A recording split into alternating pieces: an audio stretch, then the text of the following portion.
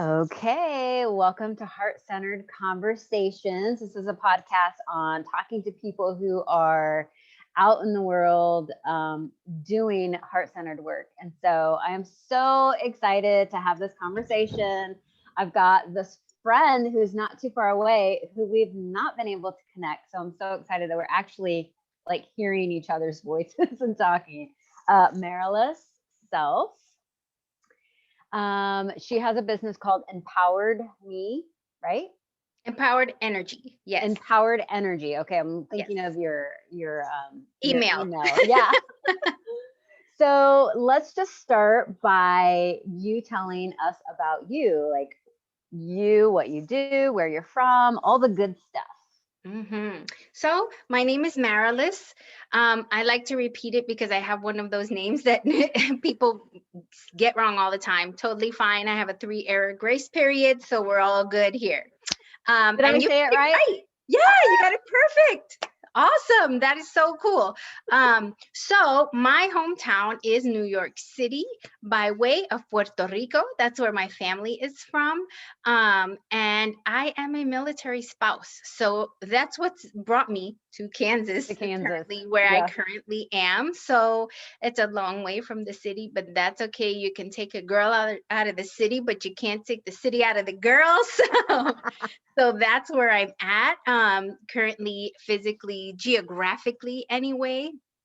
I am a yoga teacher. I am a Reiki Master. I am an intuitive light worker, a luminous creatrix. This is the what's right of what Maralis is and what I do. My mission, my soul mission, my heart mission in life is to help guide women back to their own light. That is my passion. And what led me to that really is being in places of darkness, coming from a really traumatic and mentally and emotionally abusive 19-year marriage, coming out of that, coming out at 40. So that's a big deal. Like I'm 45 now. So, that was like, woo. And I am currently remarried. My wife is amazing. So just the journey of going from an unhealthy relationship and the conditioning that comes along with that, breaking free from that and working my way through the hard parts as opposed to just bypassing or trying to black them out. Um, that journey is what led me to do what I do now. How long have you been doing this work? So I have been I was a Reiki master first. So that's the first part of my journey. That was the first introduction. And I actually just try so that we always say, like, if you're in the energy world, we always say, like, it finds you. So I was at a spa day, and you could pick these 4 services, and I just needed to pick a 4th service. And I'm like, gosh, what do I put on? I don't know. I don't want to get like a microdermabrasion. All right, I'll try this Reiki thing. And so the experience was amazing, like just blew my third eye and crown wide open. And it was everything I didn't know I needed. And so I began that journey for myself, for my own healing, really for going inward, doing that inner work. I was just committed to looking at my trauma and seeing how I can heal it. How can I understand it and approach it with compassion and love? And so once I had that experience, it was so amazing and inspiring that I knew I wanted to bring this to others. I wanted to bring this to other women. I wanted to bring this to other military spouses because we go through a lot. Like, it's a lot, constant moving, constant reinventing of your business, finding new friends. So I just knew that there was a space and place for it. And with my unique life experiences, that there was something there. And I was just following my heart, following the thread. And I knew that I had that mind and spirit piece with Reiki, and I wanted the body piece. I wanted the body component, which is where that led me to the yoga teacher training, which really yoga is also mind, body, spirit. So they Right. just pair perfectly together.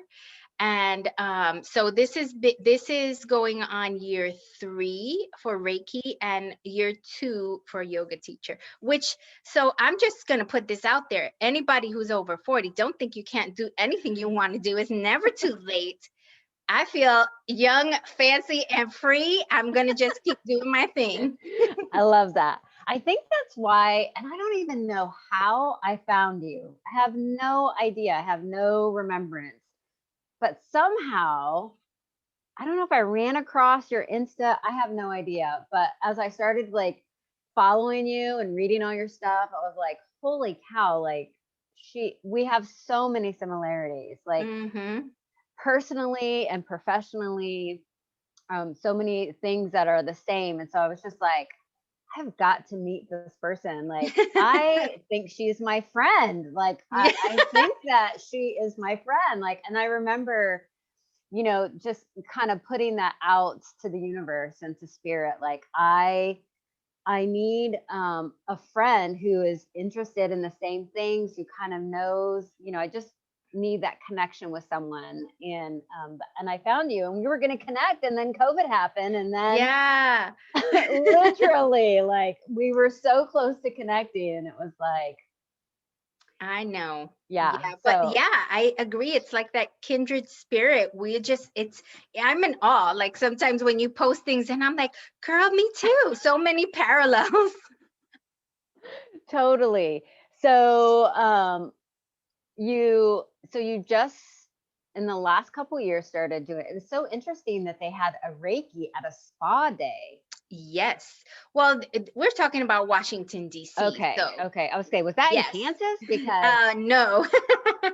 okay. So Yeah, Washington, D.C. when you moved here to Kansas, you were already a Reiki master. Yes. Okay. I was a Reiki practitioner, level 2, got here 2 months after I arrived. Then I went to Sedona to do my master level training. So it was a 1 week Nice. intensive. Oh, it was just amazing.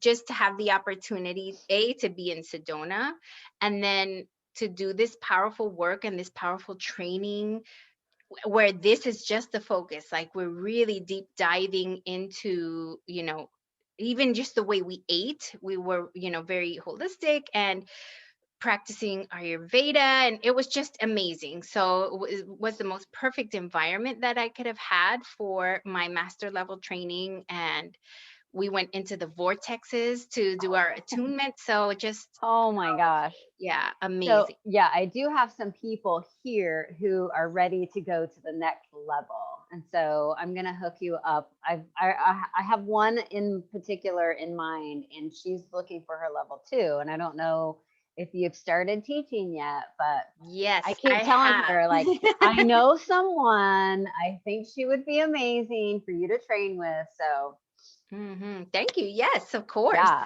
So you have done your first attunements with students. Yes, I have. And I'm really, intentional about everything that I do. I am definitely not the Reiki master teacher that's going to crank out trainings every month.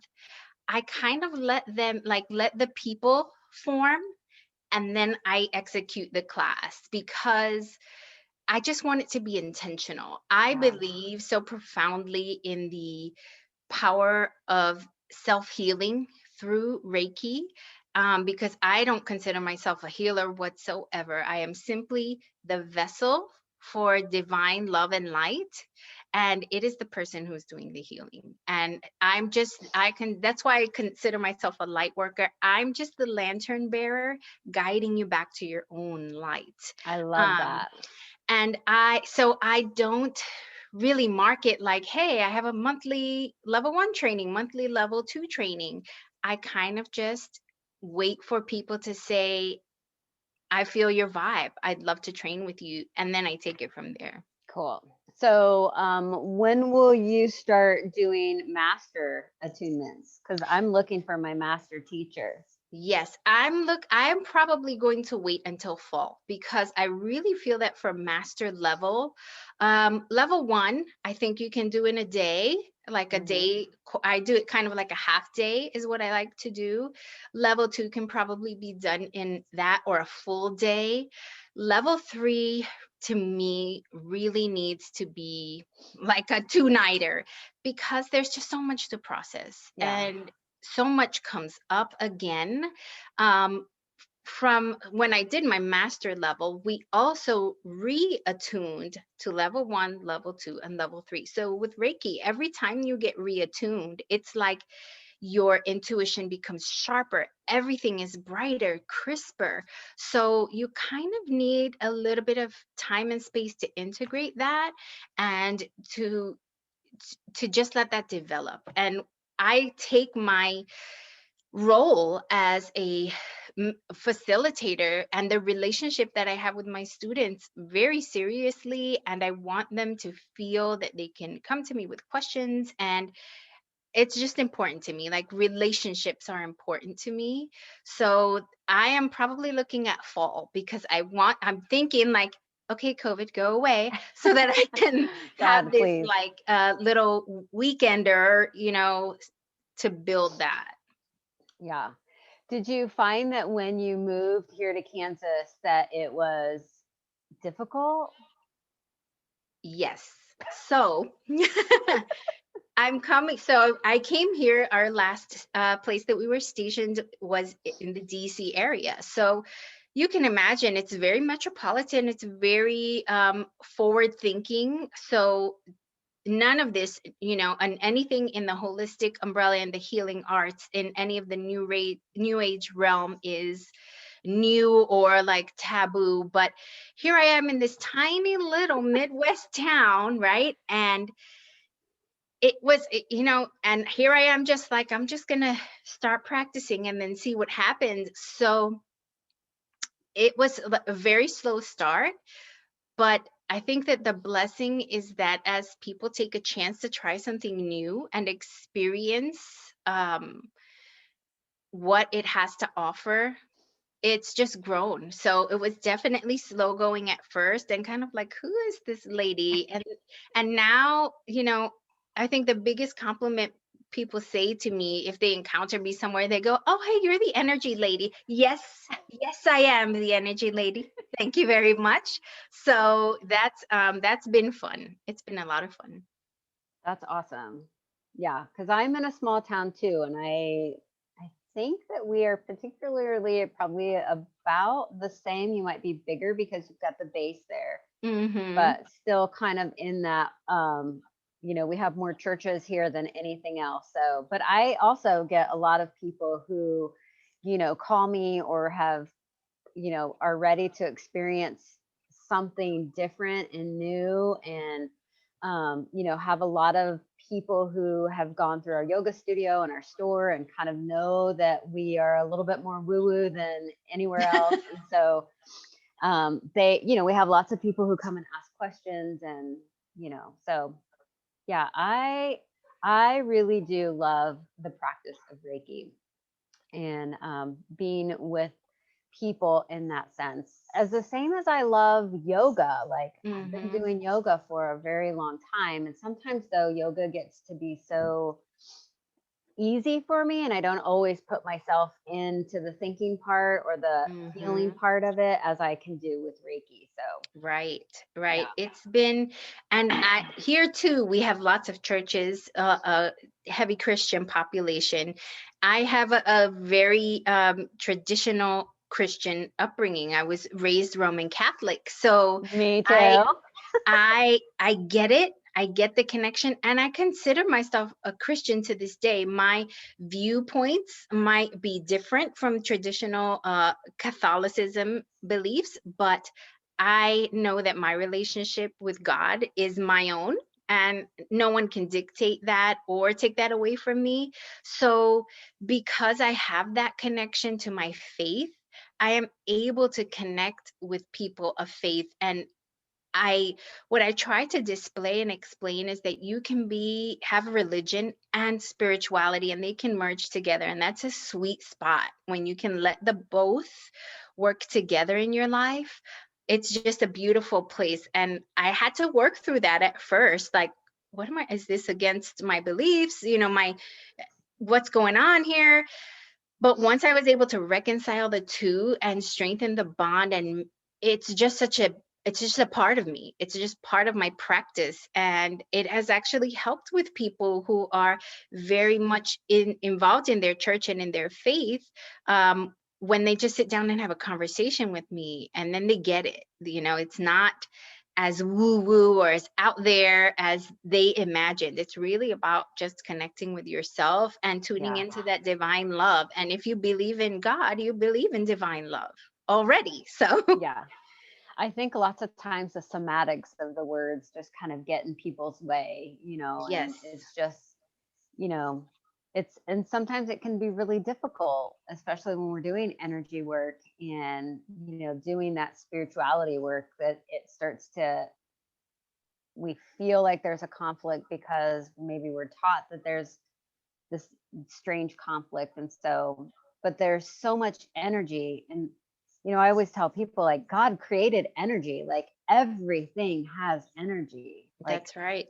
every emotion we feel has a vibration to it, has Hmm. energy in it. And so, you know, it's all created by God, whatever God you call your God, Yes. divine, goddess, sun, Hmm. moon, mother earth, all of those things combined in one. And so, yeah, I it's totally agree. I often before I know when I'm working with someone their faith or their what they practice, I just say source, because it is the source of all. The source of all that is, right? Came from something somewhere. And then really you can fit anything under the source umbrella, whatever you believe. And when you're talking about tuning into the energy of your own body, developing your own awareness of your energy, learning how to navigate your energy and nurture it when it's needed, have approach yourself with grace and compassion. That's the most natural and loving thing that you can do, really. And it has nothing to do with woo. It's not, it's yeah, really about self-love and just going inward and giving yourself that love so then you can share that love outward. yeah. Hmm. So, what does your healing practice look like? Because I know that last week you had a really rough week. Hmm. And so, what for you, like, what are the things that you incorporate in your own life to do deep healing? And do you feel like this is a new journey that you're on, or has this been a journey that you've been on for a long time? So yes, last week was a tough week for me personally. It brought up some trauma from my previous marriage, and the beauty of that, and the beauty of where I am now, of my own practice, my body practice through yoga, my spirituality practices. I'm highly intuitive. Definitely have the clear senses, so psychic senses. I do feel like I receive divine messages, and my energy work training. Had I not had all of those tools, I probably would have really struggled and probably fallen into a deep state of depression. Um, because it really brought up a lot of trauma and a lot of just regret, regret for time that I wasted. Like, why didn't I get out sooner? That negative self talk.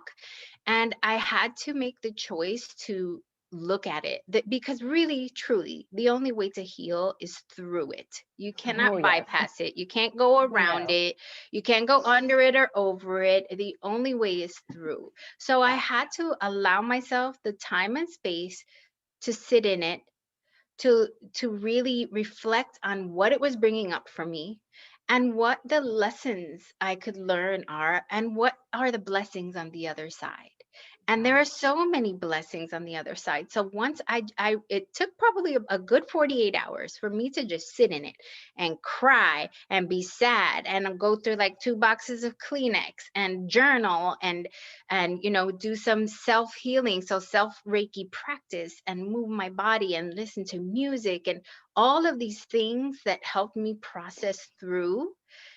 And on the other side, just really be able to have gratitude, to live in that state of gratitude for where I am now, and release the attachment to those negative feelings, to the trauma, to the pain. I too have been spending the last year or so really deep diving trauma and how it shows up in your body, and how you can begin to process and release that energy. And that looked like, so for me, that looked like a lot of work in my sacral chakra, in my root chakra. You know that when you're in a bad relationship, the root is like your sense of stability and safety.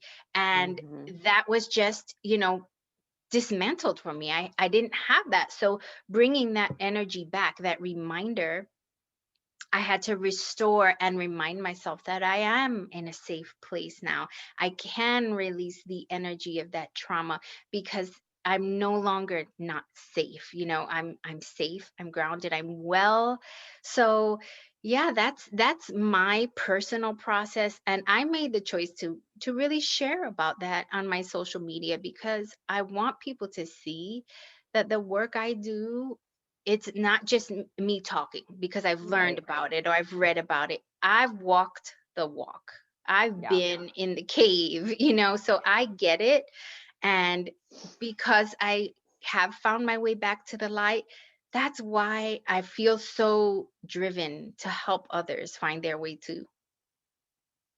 Yeah. I think this year for me kind of has been the same. It's like I have been helping people for so long, and every time I learn something new, I'm like, oh, I can't wait to bring this to the people. Like, and Mm-hmm. then I kind of go over it so quickly that, I don't integrate it for myself. And so this year, what I really found was that I still have so much trauma um, in my body. And I've known this, but not to the point where it was like spirit saying, like, do the damn work. And I tell people the same thing that you just Yeah. said. Like, you have to go through it. There's no bypassing. We can't go around. Like, the only way to the other side is through. Mm-hmm. And so it was really this, commitment that I needed to make to myself, that it was like, okay, we've got to sit in this. Like, we really have to do the practice and do the work that I bring to people all the time. And, Mm-hmm. just again, just like what you said, like allowing people to see that just because we are doing the things that we're doing does not mean that, just like them, for their own healing, does not mean that you're not going to have those moments where you spiral back down. Right. Right. Life is spiralic, healing is spiralic, it's not linear. And we have to be able to give ourselves grace to Mm-hmm. go down that spiral and go back up and move through life and healing that way, because it's just the way it is. It is. It's the process of evolving. We are evolutionary beings, and our life experience will always involve evolution, lessons, and blessings. So this is just a constant cycle. And even, when things aren't fully healed, they will come back up and remind you so you can heal it a little bit deeper, heal it, Mm-hmm. just put a little bit more of a healing on that wound. Because if you'd have asked me, I was feeling pretty empowered, like I'm over it, I'm good, I'm so healed, like through it, and woo, yes, the Yeah. sister's out, and then it's just this trigger came up, and I was like, oh, so I had to just sit in it and say, like, all right, now I need to go a little bit deeper, because and really doing the work, I was able to uncover even deeper places that it was affecting me, and things that came up for me in my awareness, that it just was like light bulb moment. Oh, that's why I behave this way. That's why I react this way, because I'm still holding this trauma energy. And I can now choose, now that I see it, because once you see something, you can't unsee it, right? So Right. now that I see it, I'm aware of it, and I can make the conscious choice not to allow that into my energy fields, into my space, into my daily existence. That's awesome. Hard So work. Oh my We gosh. can do it. We can do it. We can do hard work, but it is so hard because bypassing is so much easier. But Mm-hmm. really kind of understanding the things that you do to bypass. When I first got in my relationship with my wife, Natalie, like I had default behavior where before in my marriage, when we would fight, like I would get so tired and fall asleep. And so when I got in a relationship with her and, we would, the confrontation would happen. It didn't even have to be fighting. It could have just been confrontation. Like I would immediately like get so tired and just want to sleep. And she would Mm. get so mad. Like, how can you sleep right now? And I'm like, I'm like, what I realized was that was my default. Like that was the way that I bypassed. That was the way that I avoided was falling Mm-hmm. asleep. And my body would just get tired. It wasn't like I was like, oh, I'm going to avoid, I'm going to go to sleep. Like I literally, my body would just get so tired.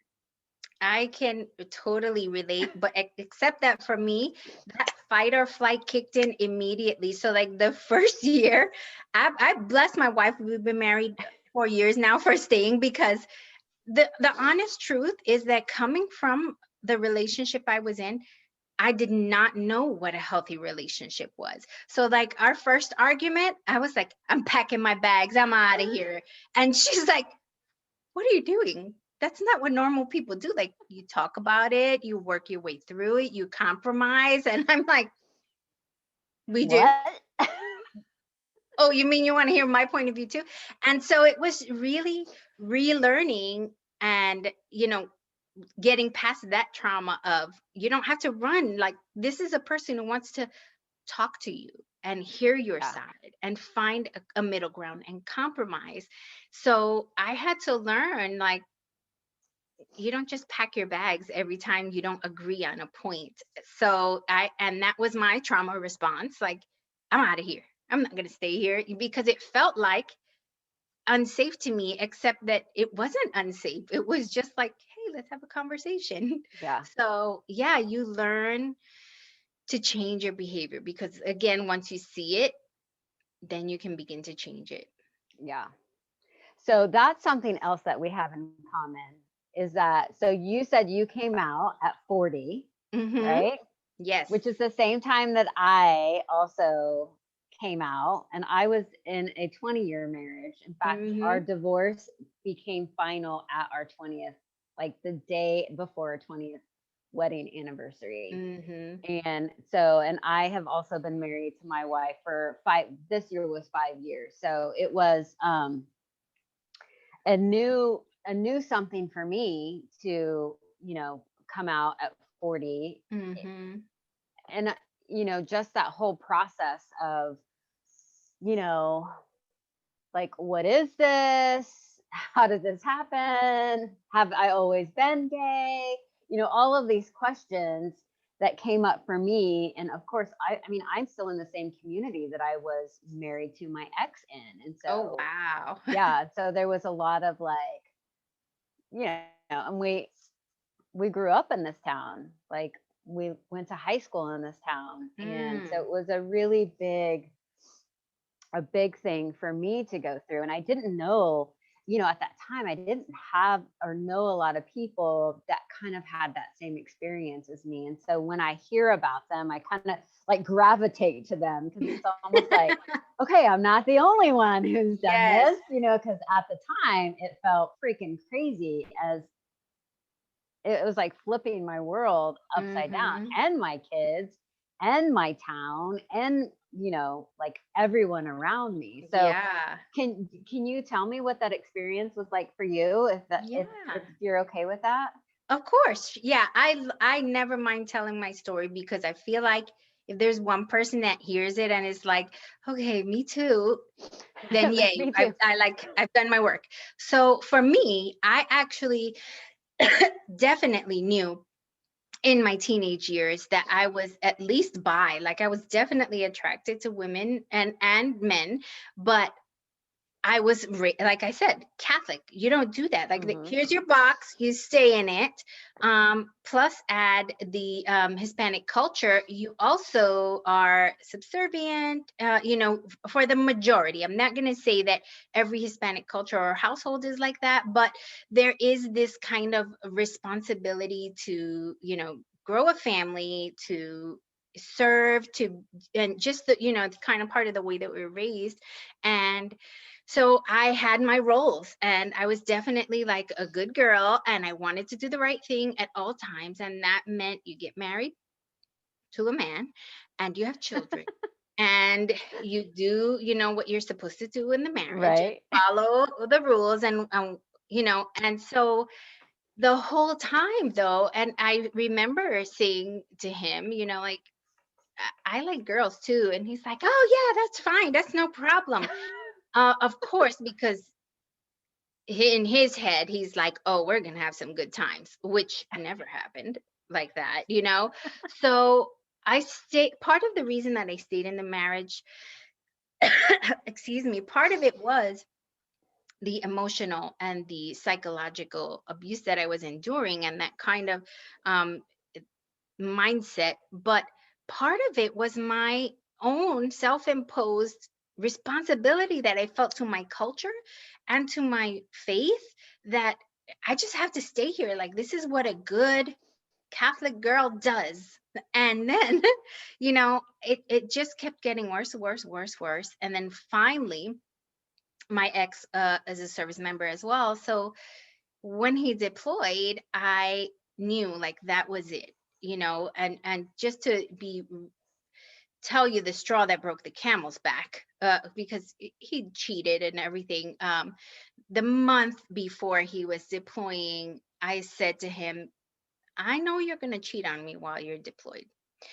So we're just going to leave it, like whatever happens, happens. And his response to me was, oh, well, if you're going to let me do whatever I want to do, then can we just start that now? And I said, yes. Yes, you can. And that, I right then and there, I knew that as soon as he left that house to get on that plane, I was filing for divorce. And that's exactly what happened. By the time he landed and touched ground, I said, okay, I've filed for divorce. Oh, and I'm coming out. So, and that was it.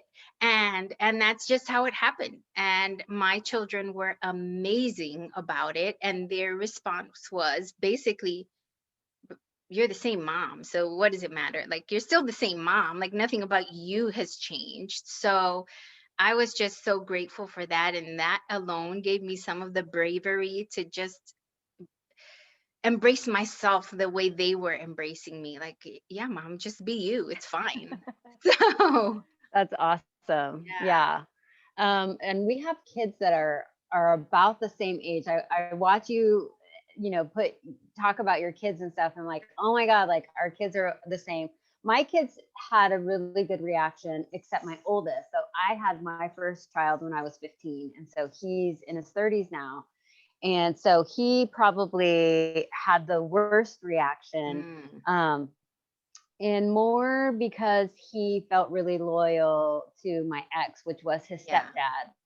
And so just kind of like, what is happening? And of course, my ex, I mean, it was a really difficult thing because I stepped out of our marriage when I met Natalie, and not like it was planned, like I'm like, oh, hey, you, but it was just like, okay, something is happening and I have these feelings. And it was always a point where it was like I had told my ex, like I have feelings for this person. And, Mm-hmm. he was like, so you're a lesbian? I'm like, I guess. And I don't want to be married anymore. But we had tried because it was, we had kids and I made a commitment. It was like, okay, I'll commit. We can go to therapy. But if I feel, and it's not like our marriage was great in at all in the first place, we had a Mm-hmm. lot of issues, but it was kind of like, if I feel the same in 6 months, like I'm done. And we got to 6 months and Natalie kind of came back into my life because we kind of, really cut off even all communication. And then fate just brought us back together. And it was just like, when we got back together and kind of crossed paths, it was like, Mm-hmm. okay, this is the craziest thing, but I feel like I have known her my entire life. And Mm-hmm. I it was the hardest thing and that I had to do. And the most riskiest thing I've ever done in my life. And I don't regret any of it, but because I had her and, she has been out her entire life, it felt I was in a safe space to kind of experience all those things. And Mm-hmm. I felt safety with her like I've never felt before and still feel like I know I feel so safe with her for everything, anything. So yeah, and my kids again were really good. And in fact, my daughter was like a middle schooler, and she actually came out in middle school. So right after Natalie and I met, like as I'm talking to her about like, this Natalie, she's a lesbian, right? And my daughter's like, yeah. So my daughter's thinking that I am telling her this because I think that she's gay, and she's like, yeah.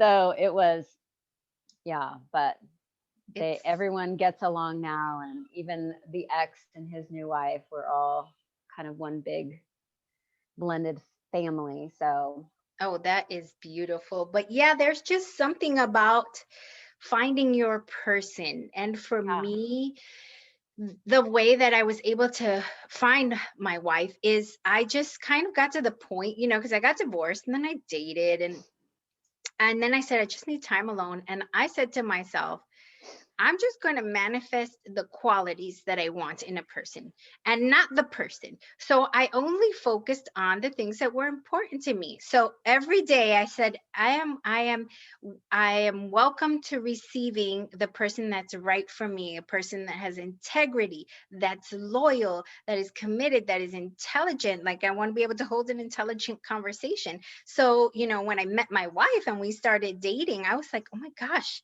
this is my list. This is my whole list right here. And yeah, it was just amazing. And we're constantly still in that discovery process where we're just like, we couldn't be really more different, she and I, because she's a country girl and I'm a city girl. And, she's in the military. So very, organized. And yeah, I'm just like a floating butterfly of mystical wonder. And, it's just so two really different people, but yeah, our core values are in complete alignment.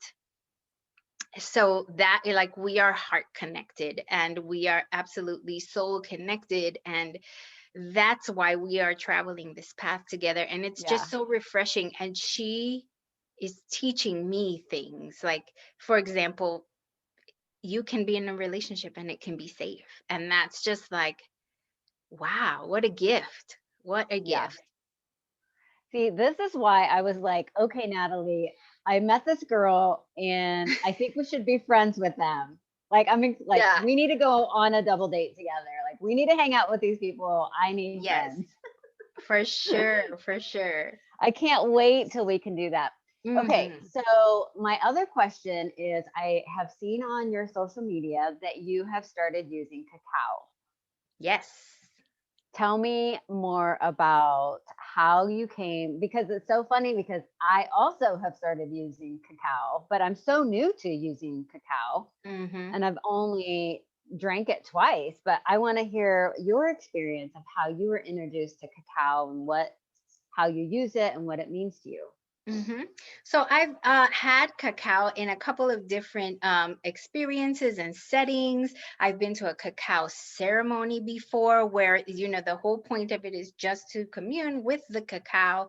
But I had the most profound experience when I had about a couple weeks ago, probably about 3, 4 weeks ago, when I had the cacao right before a journaling session. So we were in a group setting and we had the cacao, and cacao is heart opening. It is immediately connected right into your heart and opens that heart chakra space. And the writing that came through after that to me was just, it was like I was on a different in a different place. It was just flowing so much from the heart. And I just love the connection to it. So with cacao, it's not like you're drinking a cup of hot chocolate. You really have to Right. connect with the energy, the plant medicine that cacao offers you, and revere, respect it, and just take that moment to honor it. So for me, when I'm drinking the cacao, I'm first honoring the four elements, expressing gratitude for the four elements, and connecting that, like whatever that mug is, that vessel that's holding it, right into my heart space, like literally putting it on my heart, breathing it in, connecting with it before I even drink it.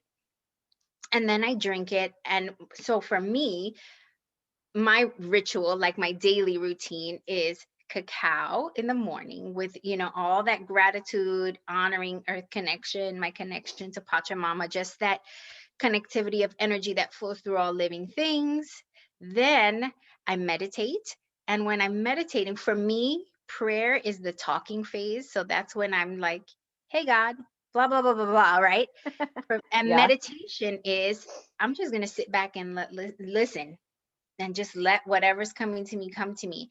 And then I journal from that. And the experience has been just amazing. When I can start my day like this, and it is my intention to do this every morning, the vibration that I'm on, it's like every cell in my body, everything flowing through my meridians is just vibrating, and it is just radiant and wonderful. So I highly recommend cacao in a ceremonial ritual way. So not just for the drink, for what it can bring and how it can open your heart space. That sounds awesome. I love it. I have been enjoying it too. I just, haven't, I need to like carve out that time to, get up and get it and, get that intention set. So I find that I'm Hmm. probably doing it more on the time on the weekends when I have that time to Right. really sit and meditate and journal. Because during the week, like I've got a kid doing school, I've got my full-time job and all kinds of other stuff, and I don't want Yes. it to go really quick. But again, I am so new to it that it's like, okay, tell me your experience. And we had talked about breath work a little earlier too before we started recording. So you have kind of gotten into breath work also. And so how did you start doing the breath work? So I started with breath work. When you do yoga teacher training, whether you do yoga teacher training or you just attend yoga classes, you know that breathing is a big part of it. Like Right. I say, breathe so many times during like Right. my 1 hour class. Like you just hear breathe, breathe. And you would think like people don't need a reminder to breathe. And I remember when I was doing the training, I was like, why do we need to keep reminding them to breathe? Until I started realizing, like, even in my own body, when difficult emotions rise, I tend to hold my breath. So we Yeah. have to remind people to breathe, right? So it was really through the training and the discovery of pranayama, so the breath practice, that I started understanding how the relationship between the body and breath and parasympathetic nervous system and fight or flight responses. And then finding my own way. I'm just such a fan of being able to find your own way. So developing the breath practice that to me felt like magical and felt like Uh-huh. I was going within and incorporating mind, body, and spirit, that was profound for me. So for me, what's most impactful and serves me the best is pairing breath work with visualization. As a creative person, it's really easy for me to visualize, to see that movie picture in my head. Yeah. So when I can do that, I just feel like it's so powerful. Yeah. Hmm. It is, and it's awesome. And I'm so excited that you're doing that with your clients. Like, what a great practice to be teaching them to do, to develop on their own to help when they're not in your yoga class or they're not on your Reiki table. Hmm. Yeah. So you are teaching yoga. Are you teaching yoga in person? Yes, I do You guys teach have yoga in studios person. that are open? Yes, yep. So our studio is open here. So I do teach in person. And it's really interesting because my two classes that I teach are vastly different. I teach a restorative kind of class where I also incorporate, I have a set of crystal bowls. So we incorporate that sound energy into paired with restorative slash yin kind of postures. So this is usually like super dim lighting, lots of candles, especially now because it's an evening class. So I get to have that Mm-hmm. really nice relaxing ambiance.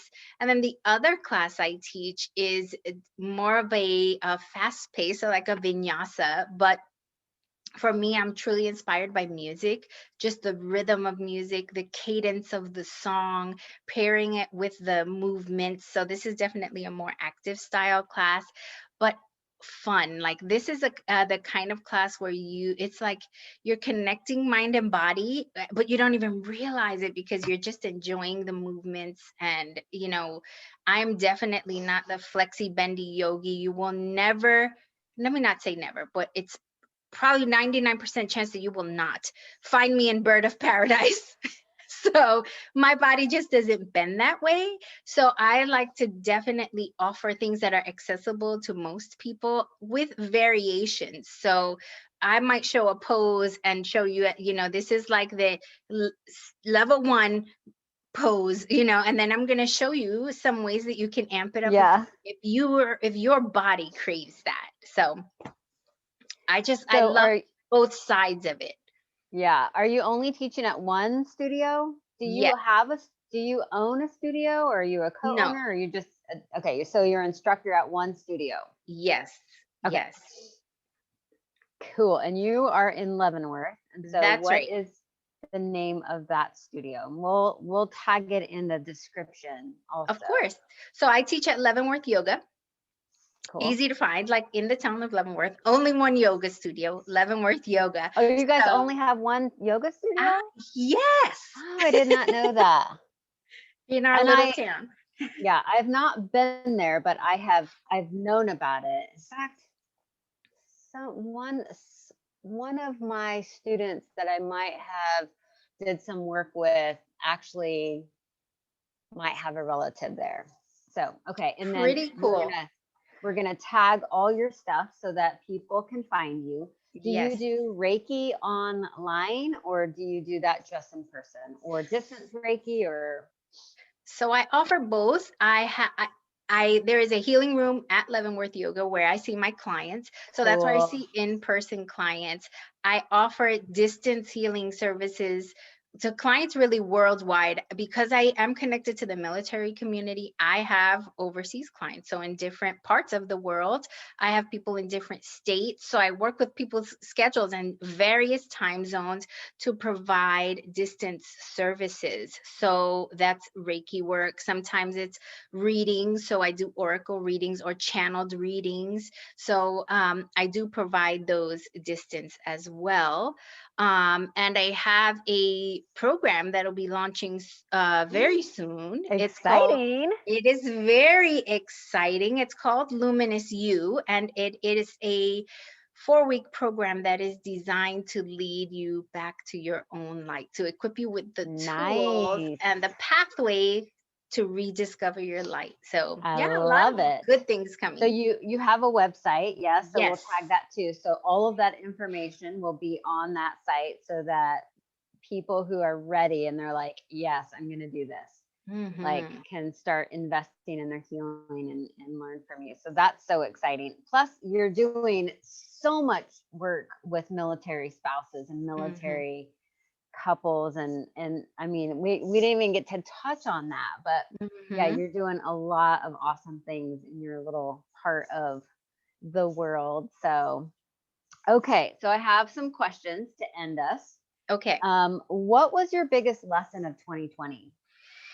My biggest lesson of 2020 is that take any challenge, anything that you perceive as a challenge, and find the pivot point. Oh, So, yes, because I was, you think at one point, they shut everything down. So it's like, I can't see clients in person. I can't teach yoga online. What do I do? So I was able to find that pivot point for myself and really actually build a second business. So that was awesome. So to me, that was the biggest takeaway, is it's really about the way you approach and perceive situations. If you perceive it with a negative mindset, you're probably not going to get much out of it, and you're going to kind of think it was the worst thing ever. For me, 2020 wasn't the worst year ever. It was kind of a pretty stellar year and pretty awesome, and a lot of growth for me, personally and professionally. So pivot. Cool. Pivot. It Hmm. reminds me of that Friends episode where Ross was like, pivot. What is your go-to self-care ritual? I'm going to have to say it is meditation for sure, because anytime I feel clouded, anytime I feel disconnected, if I can just take a moment to be mindful and present, of meditation and mindfulness, like practicing intentional mindfulness, that to me feels like self care. It feels like I'm taking care of my mind, body, and spirit by, just taking a minute to slow down, be intentional. And meditation doesn't mean like you just sit there in silence, or you just have like some kind of Zen music playing. Sometimes my meditation is walking in nature, and that's just an intentional going within moment, just to like, I'm just going to be with myself, breathe. Awesome. I like that. What books are you reading right now? So I have a couple of books. I just got the book that you're reading. I am Isn't it Diosa. awesome? Oh my gosh. So diosa means goddess in Hmm. Spanish. So I am so excited to crack that open. The truth is, at any time, I have about 8 books I'm reading. Me too. Uh, because I need to kind of shuffle through them. So Yeah. I am reading that.